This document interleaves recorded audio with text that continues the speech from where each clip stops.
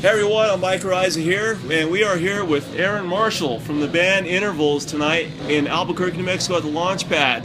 How are things going tonight, Aaron? Not too bad, how are you? All right, great. Hey, listen, so let's talk about you and your band Intervals. Now, Intervals, for those that don't know, started off basically, this was just a project that you did in your house. You did all the programming yourself, Pro Tools or something, whatever it was. Did you expect it? At that point in time, did you anticipate that it would grow to what it is now? Probably not, no. You know, like the very first Interval song was sort of like my first like foray into writing music by myself. I'd been playing with, you know, like kids that I grew up with, and it was like my, you know, high school band that like, you know, I expected the world of, and, you know, those guys are incredibly talented and stuff, and fortunately there was a bit of a crossroads that happened, and at the time, like, the very first Interval song was like, what happens next, you know, I just kind of like figuring it out. I had never written music on my own before, especially not with programmed instruments or any of that, like, sort of modern stuff, so it was all sort of very unpredictable, none of it's preconceived, and I'm still trying to keep up with it now, so... Well, now, if I'm not mistaken, you had an interaction with one of the guys from Periphery. That he kind of helped you out. Did he mix it? Yeah, actually, yeah. So Nolly, their bass player, Adam Nolly Get Good, was responsible for mixing and mastering the very first release. I actually attempted to engineer the first one. I haven't done that since. You know, I'm more of a guitar player than I am like the studio guy. I still dabble, of course, but that was sort of the goal. Was I would engineer all of the tracks, keep the budget down, of course, and then Nolly was on board to mix and master, which was really great. He did an awesome job. And he's improved like so much since then. He's amazing. So, you know, perhaps we'll work together later or something like that. But yeah. How did you initially get connected with him? You guys from familiar circles of friends or something like that, or? Yeah, actually, that's sort of how I know our drummer Anoop was through Matt Halpern. I've known the guys in Periphery since about 2009, I guess. I met Misha and Matt then. We've kept in touch since. You know, I guess I met Nolly by proximity, and we've always had a bit of a connection with them. Anoop's also from the DC area where they're from, so we've always sort of been somewhat, you know, intermingled in some regard. So yeah. So you're from Canada. So how did you get networked with these guys? Was it like through social networking? Was it online? How did you initially get networked? Yeah.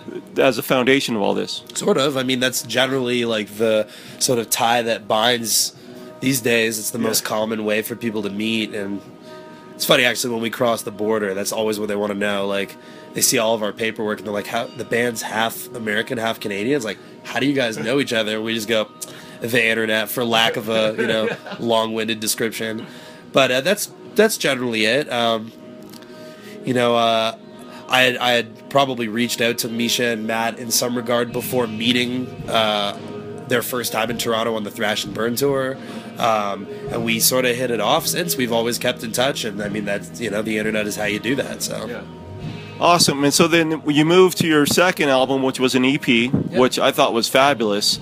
And that really, from what I understand, what I noticed is there's the internet metal community really embraced that album, and boom, here you go, and enter in your new album, which I really want to talk about. Right, I got it right here. Hell yeah! Let's talk about this. And for the record, I paid for my ticket, and I paid for this.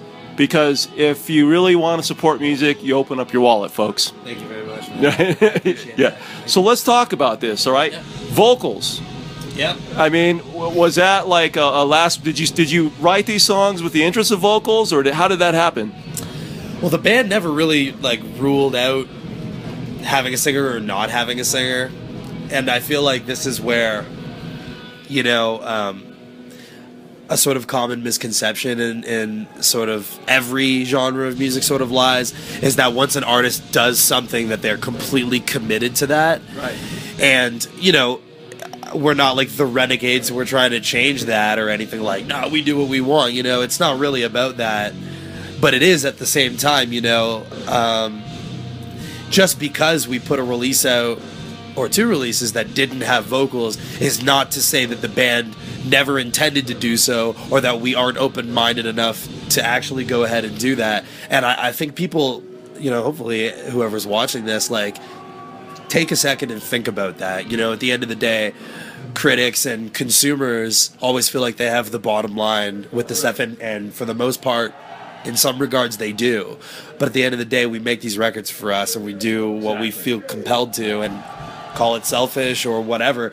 I mean, when I'm writing these songs, I'm not thinking about, you know, what the, you know, crowd at the Launchpad in Albuquerque is like. You know, are they going to be receptive of this part, or do we do more of this or less of that? It really isn't about that. So in the beginning, Anoop and I had always talked about having vocals, and then we didn't find the candidate. We didn't find the guy. So In Time was ready to go, and, you know, we were sort of at a crux, and you know, if I've learned anything about this stuff, it's like momentum is key, timing is key. We would rather put music out than not. So I decided to try something, which was, I'm very inspired by vocalists anyway, so I tried to emulate singers with my playing, and that's what In Time was. You know, there's some guitarisms, as I call them, but there's also sort of those single note vocal melodies. There's hooks, repeating choruses, you know, and that was the goal all along, was to sort of, okay, look, we're not finding the guy, so in lieu of that, what do we do? So, you know, I attempted to sort of, you know, create lasting hooks on the guitar, and I think that's sort of what carved its niche, because that in itself was sort of a step forward, and maybe perhaps something that people weren't doing at the time or aware of. You know, going forward with the vocal thing, people were really bent out of shape about that because of, you know, for one reason or another. But when we met Mike, you know, he was filling in for the band on bass. Our old bass player, Matt, left, and it was, you know, we needed somebody. Mike had just left the Heart Machine. He's talented in other regards than just vocals. Joined the band to fill in. Chemistry was good on tour. We had some demos for some new stuff lying around. You know, Mike recorded some vocals. We kicked it around for a long time. It was not a decision made lightly. I wrestled with it personally for half a year before we decided to do anything. And, you know, we had to just sort of move forward with our gut instinct, you know, and we're totally happy with that. You know, a lot of people weren't feeling it. At the same time, the band has experienced nothing but exponential growth. You know, we're the same band with the same identity. Perhaps I've made a little bit of room or made some other choices where vocals go. But at the same time, you'll catch me doubling lines with Mike or harmonizing lines. And, you know, lasting hooks and melodies are still the focal point, regardless of what instrument is conveying that, whether it's a vehicle that has lyric or doesn't. You know, that's the way we see it. The voice is just an instrument too, you know. And people ask about the album title a lot as well, of Voice Within, is, you know, okay, we're not that literal or that tongue-in-cheek. You know, if you read the lyrics, surely you'll find a connection in there, but we are also kind of that tongue-in-cheek as well, and we like puns and stuff like that. And, you know, that was the roundabout answer. You know, I talked for a long time, but, you know, that's sort of, you know, for anyone who's been scratching their head over this, there it is. That's why we did what we did, and that's why we will continue to do what we do. We'll always throw you curveballs. Well, you know, when I saw you guys put out the little teaser thing on YouTube, when I saw the video, I was like, oh, well, cool. And for me, as someone who has admired your project and your band, I says, cool. It was unexpected, but it fit. And I get the sense, you know, that obviously you're the catalyst of this project and of this band. When I listened to the previous album and this one, I hear all of these influences, but I still hear this identity that comes from you, and that's really hard to do in today's world. When growing up, I mean, were your parents musicians? Did they play records? Who inspired you to pick up a guitar and start that journey? Sure. Well, I have a lot of influences. I think you kind of hit the nail on the head when you mentioned, you know, like, are your parents musicians or are they into music? My parents are not musicians. However, they have exceptional taste in music. I'm an only child. I grew up listening to a lot of stuff. You know, my old man comes from the 1950s. You know, he grew up in like the best era ever for music, and sort of, I guess, when the sort of rock and roll thing became passé at a certain point in his life, he really got into jazz, and you know, probably not the most obvious suspects, but exceptional taste in guitar players who have like a very unique voice. One of the ones that I can that's, you know, has a lasting impression on me from the beginning is Pat Metheny. It's like the sound of my childhood, which is crazy, you know, for having a father who isn't actually a musician. He has exceptional taste in guys who create music, very good music at that. So Pat Metheny, Lee Ritenour, George Benson, some classics like Wes Montgomery and stuff like that, but you know, also, you know, some weird stuff, John McLaughlin, Al Di Meola. So I grew up listening to that. The sort of the catalyst for me wanting to play guitar was my parents bought their very first DVD player. I can't remember exactly how old I was. This must be like 13 or 14 years ago at this point, but bought, you know, like, this is when DVD players were new and prevalent. I think that's kind of showing my age. Crap. We won't talk about mine. That's all good. It's all good. Age is just a mindset, man. Yeah. So anyway, so, you know, they brought the first DVD player home. They're so fired up on it and really stoked on the fact that you can buy live concert DVDs at home. It was like something that wasn't like too prevalent at the time. Carlos Santana, Supernatural Live, you know, and that particular DVD is phenomenal. And Carlos is incredible, you know. You know, I don't cite him as a #1 influence, but it was sort of the catalyst, you know, so like that made me want to play guitar really badly. I was into music before that. Exclusive tidbit that I've never sort of revealed before. Beyond, you know, like the Santana thing that I was talking about. I went to a music theater in high school, and before that, you know, I never really fared well with sports or anything like that. So my dad had a change of work, his career, and didn't have the time to keep me in sports, and my mom wasn't having it, so she put me in dance. And now the internet knows. I don't do it anymore. You know, I'm shot, bad posture guitar player, you know. But that's really kind of what had me, you know, sort of introduced to music. I wanted to play drums first and foremost because, you know, I'm really into like pattern based and like, you know, that's this sort of music and repetition and all of that stuff. But the guitar thing was like, I guess, a feasible thing for my parents. It's like, oh, I want to do that. I was like, cool, get the kid a guitar. He doesn't have to make racket in the basement. But once I sort of showed some prowess with that, we got a drum set and everything. But so anyway, another long response, but that's where it started. So. Well, that's great. You heard that first here in the Hellion Rocks here. Yeah, oh boy, I'm never going to live that down either. I don't know why I decided to give you that. I appreciate that. So the drums, so did you play the drums for a little while? Is that where you get the polyrhythmic sense from experimenting with that? I mean, I do drum. I'd love to drum for a band at some point too if I could juggle the schedule. It's something that like I really desired to do. I have a lot of fun with that. But I didn't play drums on any of the interval stuff. However, very in-depth programming very early on. It's a little different now where I'll outline a feel and I'll let Anoop run with it because we have a process now. But I think that's why we sort of saw eye to eye at the beginning and we hit it off, is he was really into like the feel I was capturing with programmed drums, and he had to ask me at first, like, are you a drummer? Did you play that stuff? Like, that stuff's like pretty human. And I was like, well, I will never, as a rule of thumb, will never program anything I can't at least mentally comprehend. So yeah, I love drums though, man. I think that's it's an overlooked aspect of music for any musician. You know, just rhythm alone, and I feel like all of my favorite guitar players at least acknowledge that, or maybe are a drummer too. Maybe there's something I don't know about, but you know, I think it's so important. I would agree. Look, I watched you guys set up and break down, and I noticed 2 axe effects. Are you both you and the other guitar player sharing that? And you've gone through a lot of guitars over the years. Yeah. And right now, as we were talking, as we were setting up here, you've got a new venture with Paul Reed Smith. I do. And did I see some bare knuckles in those? Both of them, yeah. Okay. Well, can you talk about that for a moment? Yeah, for sure.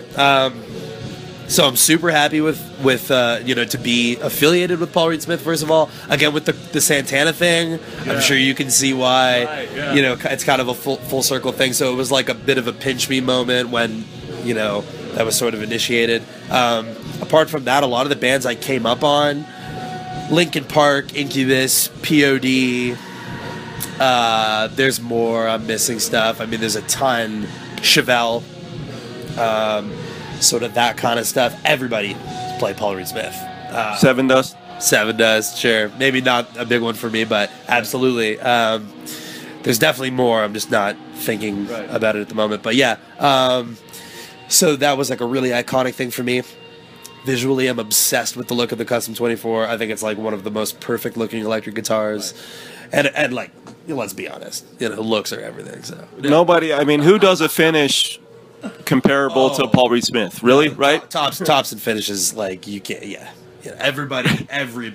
I saw your guitar porn Instagram that you put out. What you had, like what? Yeah, that was the beginning of this tour on the Periphery leg. Mark had 3 out with him. I have 2 with me, and then each of the guys in Tooth Grinder, 1 each as well. Yeah, they're just, you know, classic but modern. You know, Paul really knows what he's doing. They are an iconic sort of, you know, brand for a reason. Very, very happy about that. And I've been through a lot of stuff and appreciate all of my relationships with other companies and stuff. And, you know, at the moment, I still have some things in my collection that, you know, I bring up from time to time. And it's not at that point where I can't do so or whatever. We'll see how things develop. But, you know, it's a relationship I'm definitely into fostering for sure. So.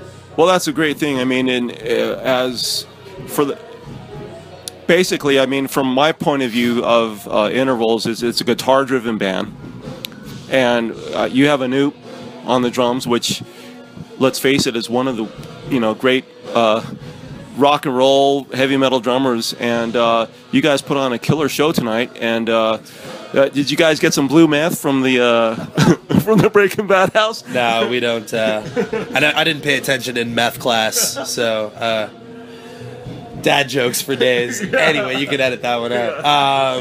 I'm not messing around, dude. It's so yeah, you know, we had to do it. So I feel like every band who comes through Albuquerque has to do it. And it was so funny too when we rolled up, like there's like a line of cars like waiting to get that shot too. Like we had to make it quick, you know. But yeah, it was cool. We all loved the show. You know, this is our first time at Albuquerque, so it was just like, okay, gotta go.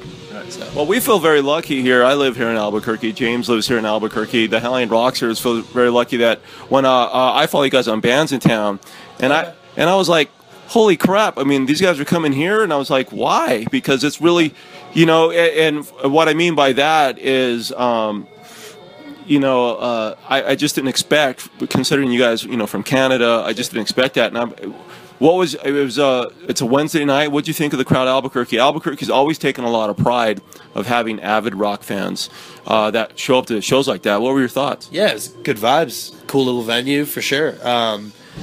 Yeah, it's been awesome. I'm looking forward to coming back to New Mexico. Maybe we'll do the is it the Sunshine Theater? Is that it? Yeah, we'll do that next time or something like that. Yeah, it's cool. You know, the whole like southwest leg of this tour has been great. We're coming to an end shortly. This was like 40 of 49 tonight. Wow. So been gone since September 10th. Oh wow! And then you're gonna go. You guys, what's next for you guys? You guys gonna take a break for the rest of the year? You gonna more touring? What's next for you guys? Well, we've accomplished, you know, what we've set out to do for album 1. Opportunities always arise, so who knows, something could pan out. But right now the band's agenda is we have a final end of the year hometown show with Protest the Hero and Unearth in Toronto, which will be great. And then I think we're gonna look at taking the winter off to write a record. Already fast time. Got to stay on top of it. again, we'll seize opportunity. We'd love to go back to Europe again. We started our year in Europe. It was the experience of a lifetime.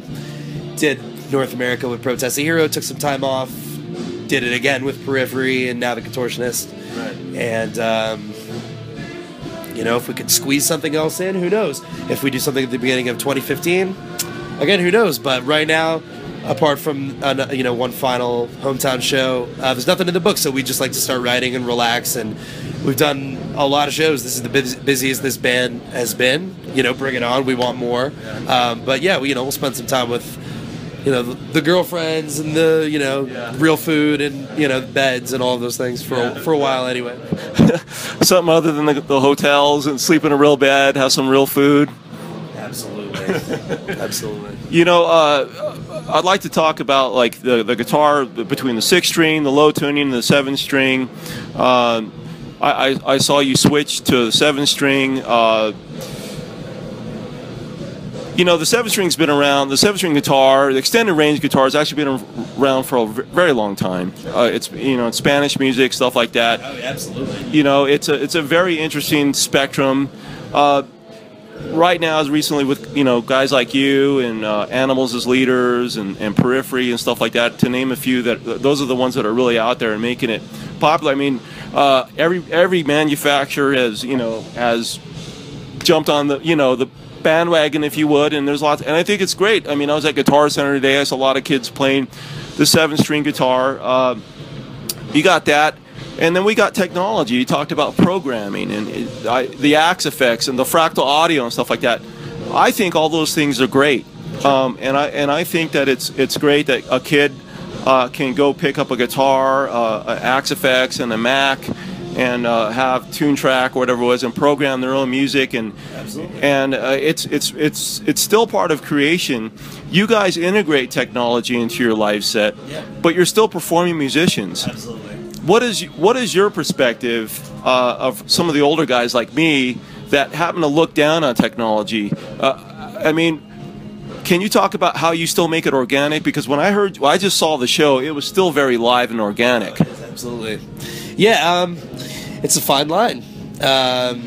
You know, I think music these days is written in a way where, you know, to sort of embody a really lush sound, you know, I think the norm is to generally write, you know, you'll have your rhythm parts, panned, hard left, hard right. Perhaps there's harmonies happening, you know, maybe there's a lead, maybe another layer, something like that going on.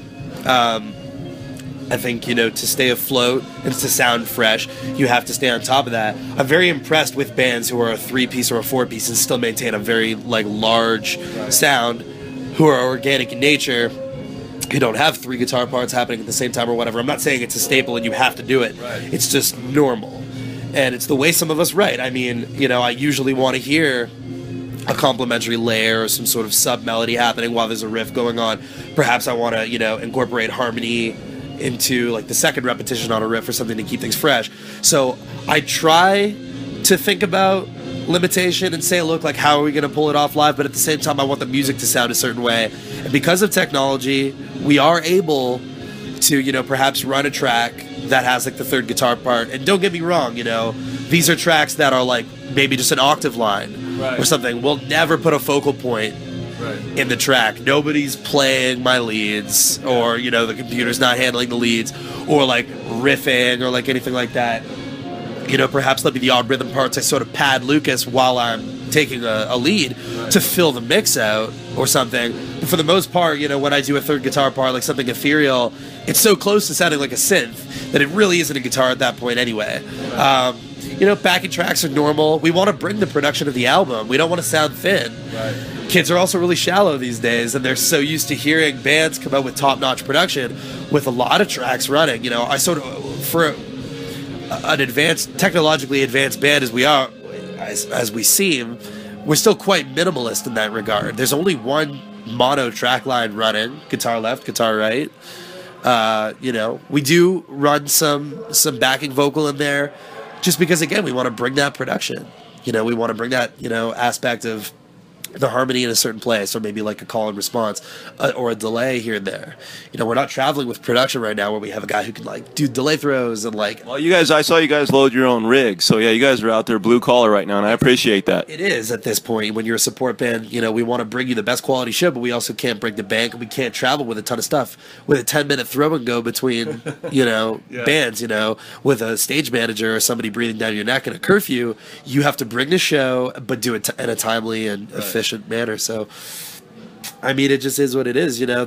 People see the laptop and they're like, these guys aren't doing it, but it's like, man, if I mute it or something goes down, we're playing the show. Right. Perhaps you'll hear some tracks drop out or whatever, but we are playing that show. I can guarantee you that. There is a lot of room for error. Yeah. Like a lot. Enough to stress about. So well, we have the new album here. This is hold this right side up. This is, I'm Mike Araiza here, and we're here with Aaron Marshall. This is the Hellion Rocks. Thank all you guys for turning in to this interview here. And Aaron, thank you for your time. My Greatly pleasure, appreciate it, man. man. Thank you very much, bro. I appreciate it. Go pick up the album. And how does everybody get a hold of you guys? I know you guys got a Facebook. Sure. Is that pretty much it? Yep. Facebook.com/intervalsmusic. At Intervals Music on Twitter. Instagram.com/intervalsmusic. That's pretty much it. You can kind of find us with that handle anywhere. Just Google it, Facebook it, whatever. You'll be able to find us for sure. So thank you so much. This is going to go out to several countries. How many countries? 140 countries. 140 countries. So we like to give everybody the floor. So if there's anything you'd like to say, the floor is all yours. Well, I mean, you know, I guess the one thing that I would have to say, since you put me on the spot, is we're an independent act. Intentionally so for this record, you know, things can change, it is what it is, but everybody in those 140 countries, I know that shameless plug, you know, you guys are the reason this exists. You're the reason we're here right now. You're the reason we got gas in the tank, we're able to eat, travel, play music for you guys. The support directly from fans to us is tangible. It doesn't go unanswered or unwarranted. We don't take it for granted. Without you guys, Intervals does not exist. So it's cliche, but I have to say thank you very much, because random kid from Toronto wouldn't be able to come to Albuquerque and play guitar for some people if it wasn't for everybody out there. So thank you very much. I appreciate that. I would just like to close that, you know, as being a guitar player myself, you know, I'm older, and I've always wondered, you know, where does the guitar go? And I really admire where you're taking the instrument, and I really admire what the band you put together, and I really admire your approach, and I really admire the identity of yourself that you've put on the guitar, both extended range, you know, 6-string, and the touch, and the mindset you have and the composition. I think that's great, and I think it's great for the instrument, and I really appreciate that. Thank you very much, man. That means a lot. I really appreciate that. Thank you, dude. Thanks, man. Thanks. That's a wrap.